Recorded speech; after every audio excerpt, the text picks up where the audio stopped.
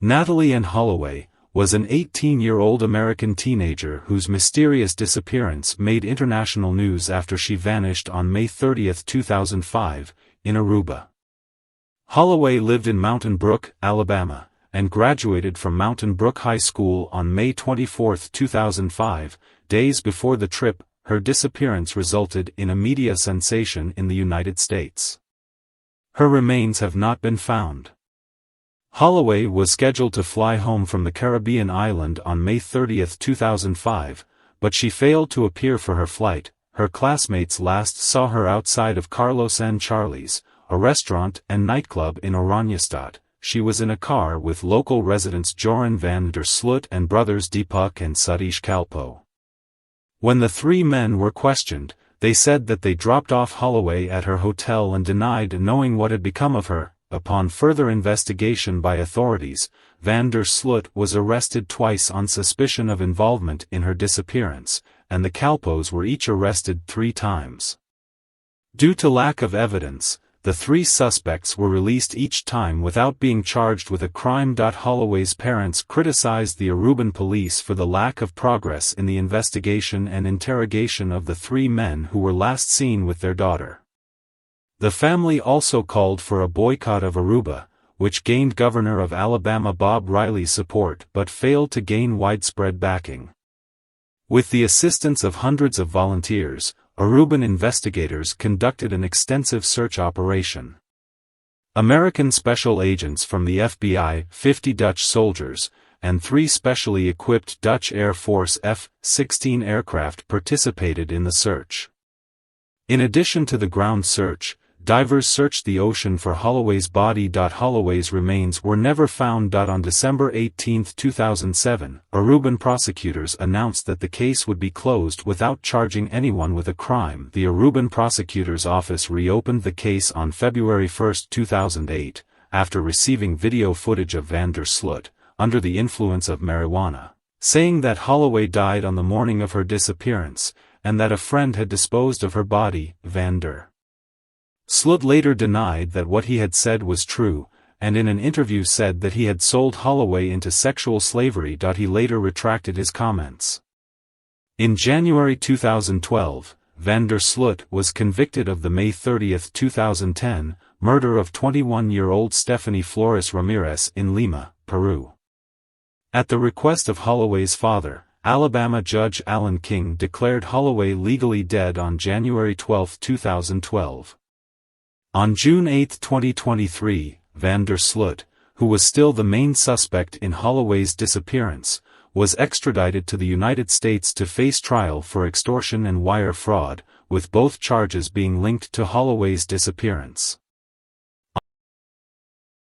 On Thursday, May 26, 2005, Holloway and 124 fellow graduates of Mountain Brook High School arrived in Aruba for a 5-day, unofficial graduation trip. The teenagers were accompanied by 7 chaperones. According to teacher and chaperone Bob Plummer, the chaperones met with the students each day to make sure everything was fine. Jody Behrman, who organized the trip, stated, "The chaperones were not supposed to keep up with their every move."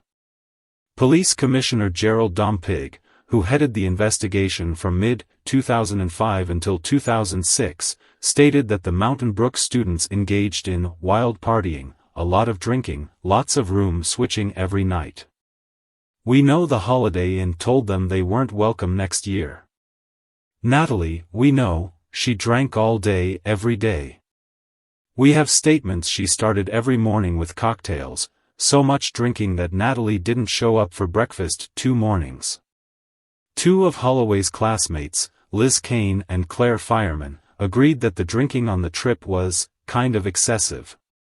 Holloway was last seen by her classmates around 1:30 a.m. on Monday, May 30, as she was leaving the Oranjestad bar and nightclub Carlos and Charlie's. She left in a car with 17-year-old Joran van der Sloot, a Dutch honors student who was living in Aruba and attending the International School of Aruba, and his 2 Surinamese friends, brothers 21-year-old Deepak Kalpoe, the owner of the car, and 18-year-old Satish Kalpoe. Holloway was scheduled to fly home later that day, but she did not appear for her return flight. Her packed luggage and her passport were found in her Holiday Inn room. Aruban authorities initiated searches for Holloway throughout the island and surrounding waters but did not find her. Immediately following Holloway's missed flight, her mother and stepfather flew with friends to Aruba by private jet. Within 4 hours of landing on the island, the Twitties presented the Aruban police with the name and address of Van der Sloot, who was the person with whom Holloway left the nightclub. Beth stated that Van der Sloot's full name was given to her by the night manager at the Holiday Inn, who supposedly recognized him on a videotape. The Twitties and their friends went to the Van der Sloot home with 2 Aruban policemen to look for Holloway. Van der Sloot initially denied knowing Holloway's name, but he then told a story corroborated by Deepak Kalpoe, who was present in the house. Van der Sloot related that they drove Holloway to the California lighthouse area of Arashir Beach because she wanted to see sharks.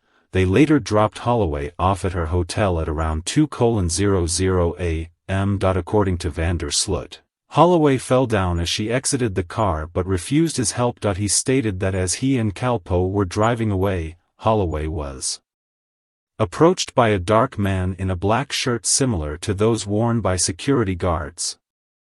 The search and rescue efforts for Holloway began immediately. Hundreds of volunteers from Aruba and the United States joined in the effort. During the first days of the search, the Aruban government gave thousands of civil servants the day off to participate in the rescue effort. 50 Dutch Marines conducted an extensive search of the shoreline. Aruban banks raised $20,000 and provided other support to aid volunteer search teams. Beth Twitty was provided with housing, initially at the Holiday Inn where she coincidentally stayed in the same room her daughter had occupied. She subsequently stayed at the presidential suite of the nearby Wyndham Hotel. Reports indicated that Holloway did not appear on any nighttime surveillance camera footage of the hotel lobby. However, Twitty has made varying statements as to whether the cameras were operational that night. According to an April 19, 2006, statement made by Twitty, the video cameras at the Holiday Inn were not functioning the night Holloway vanished. Twitty has made other statements indicating that they were working and has stated so in her book. Police Commissioner Jan van der Straten, the initial head of the investigation until his 2005 retirement, said that Holloway did not have to go through the lobby to return to her room. The search for physical evidence was extensive and subject to occasional false leads. For example, a possible blood sample taken from Deepak Kalpoe's car was tested but determined not to be blood. American law enforcement cooperated substantially with Aruban authorities from the early days of the investigation. U.S. Secretary of State Condoleezza Rice stated to reporters that the United States was in constant contact with Aruban authorities. Another State Department official indicated, substantial resources are being applied to this as they, Aruba officials, continue to ask for more.